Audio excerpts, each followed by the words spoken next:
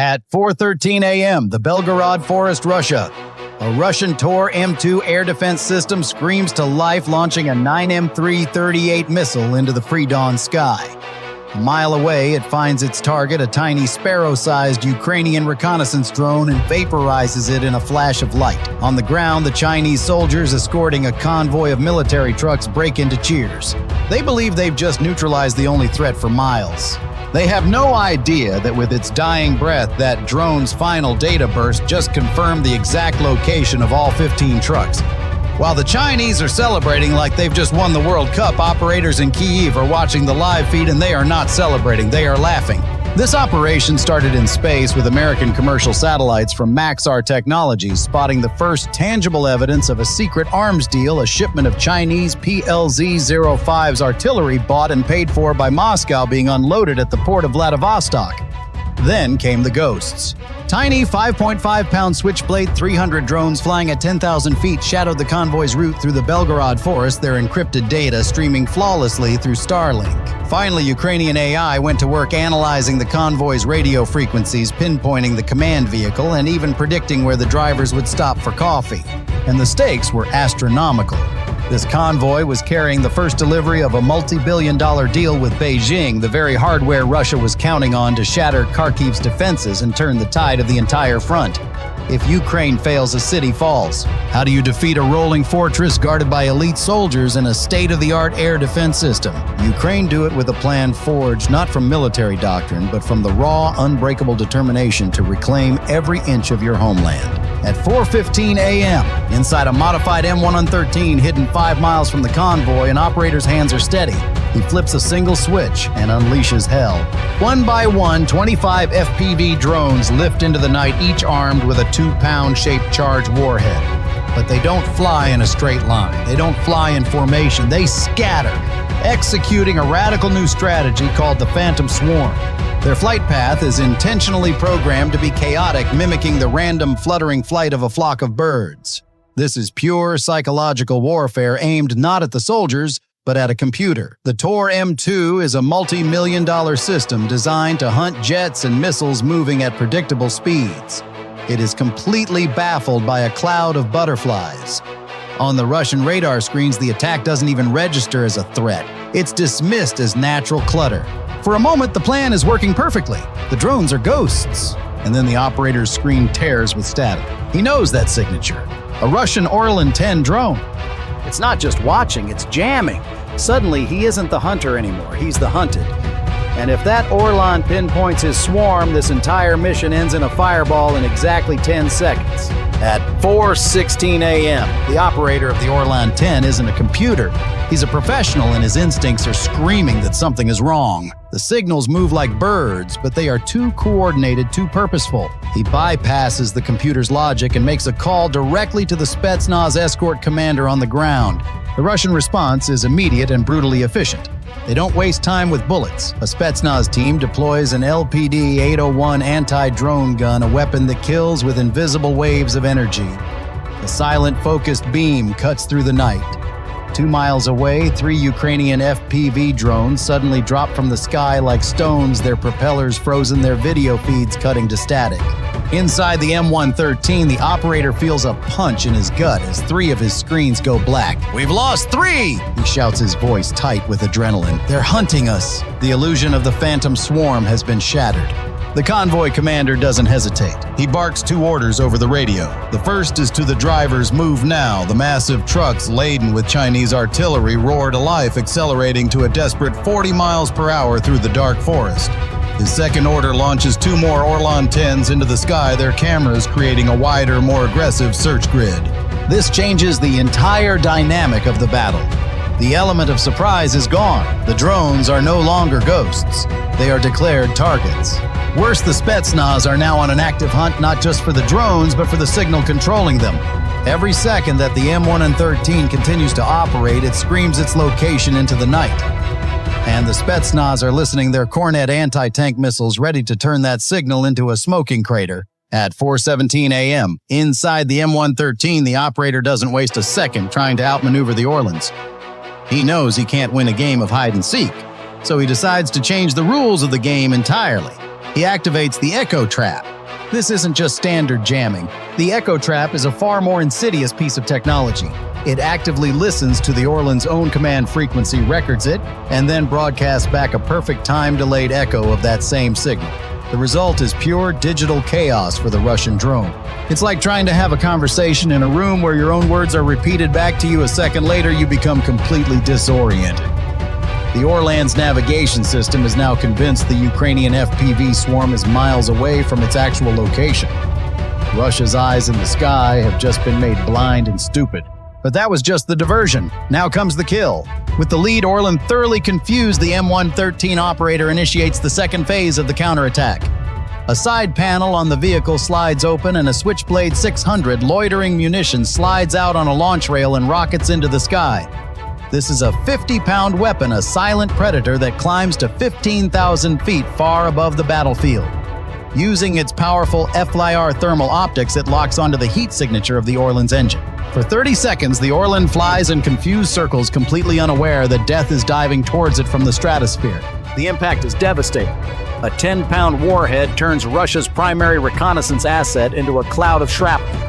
It's a brilliant tactical victory for the Ukrainians. But down on the ground, the Spetsnaz just watch their eye in the sky get blown out of existence. They no longer need a drone to tell them where the enemy is. They know the Ukrainians are close, and they know they are armed with serious firepower. The hunt is over. Now they are simply preparing for a kill, their Kornet missile launchers aimed into the darkness, waiting for any sign of movement. At 4:18 a.m., the Spetsnaz commander on the ground is now effectively blind, and he is furious. He just watched his primary eye in the sky get vaporized by an enemy he can't see. He doesn't respond by sending another fragile drone. He calls in a monster. From a nearby airbase, a Ka-52 Alligator attack helicopter lifts into the sky. This isn't a scout, it's a 12-ton Predator, a flying tank hunter armed with Viker missiles that can kill from 7 miles away. Its mission is simple: find the source of the attack and erase it from existence. The Alligator doesn't need to search for long. Its powerful thermal imaging system cuts through the darkness in the forest canopy, looking for one thing: the M113 cannot hide the heat from its engine. From 5 miles out, the helicopter's pilot gets a lock. On his display, the faint rectangular heat signature of the M113 glows like a bonfire. Inside the M113, the Ukrainian operator is still savoring his victory against the Orlan. And then his entire world is consumed by a piercing electronic shriek.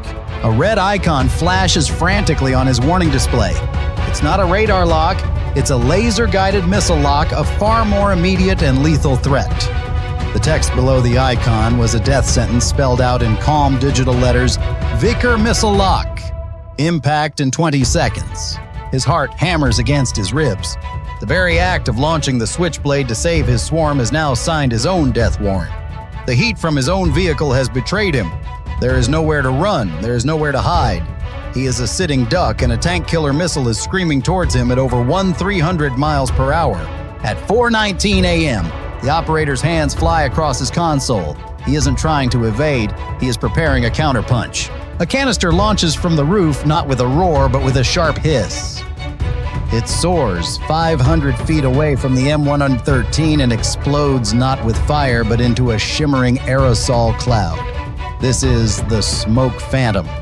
This cloud is a precisely engineered thermal decoy designed to bloom into a massive heat signature that is far hotter and more inviting than the M113's faint engine glow. To the Viker missile's simple heat-seeking brain, this new target is a blazing inferno. The missile makes its final fatal choice.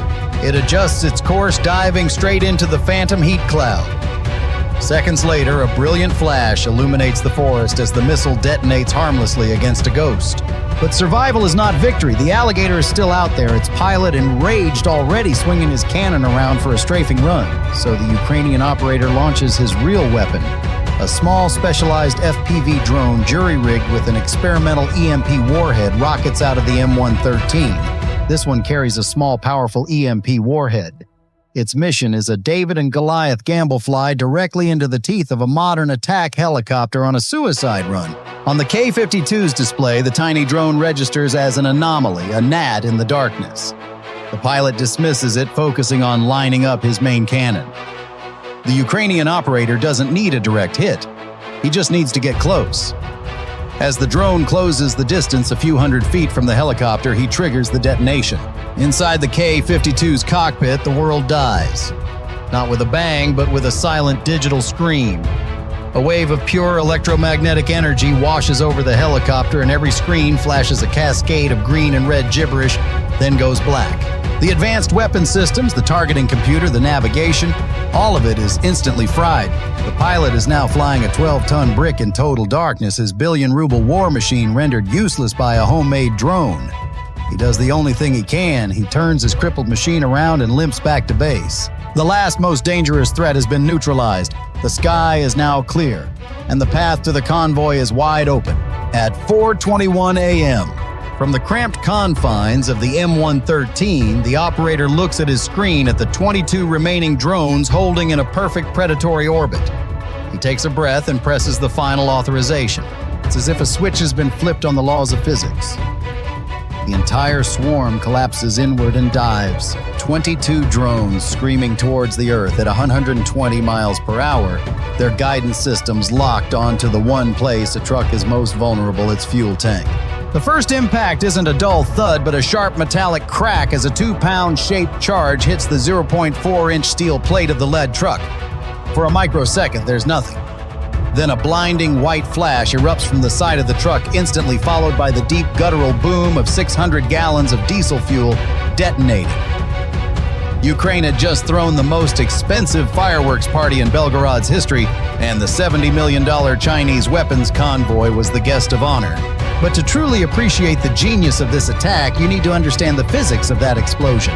The fuse on the warhead was deliberately programmed with a 0.7-second delay. In that fraction of a second, the warhead punches through the steel wall, then it detonates. The shaped charge focuses its entire force into a single needle-thin jet of molten metal traveling at thousands of feet per second, slicing through the fuel tank like it was wet paper. The molten jet ignites the fuel tank, and the pressure wave amplifies the destruction. If the trucks are parked close, just a few feet apart, the blast can trigger secondary explosions in nearby vehicles. The first truck's death becomes the second truck's executioner. One by one, in a cascading chain of fire and twisted metal, the convoy tears itself apart from the inside out. The king of the battlefield had just been turned into a junkyard worthy of a Mad Max movie. The battlefield ledger tells the full story.